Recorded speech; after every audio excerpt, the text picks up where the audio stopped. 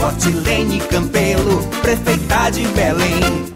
Neste 7 de setembro, cumprimento você, que tem orgulho de ser brasileiro.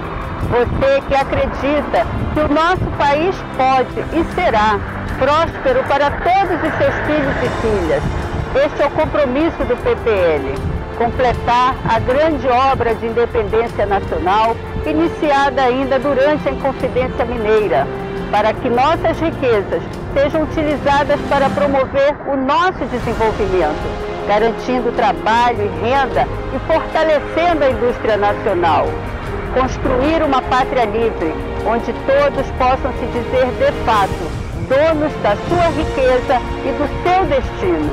Viva o Brasil! Viva o povo brasileiro! Viva o PPL 54!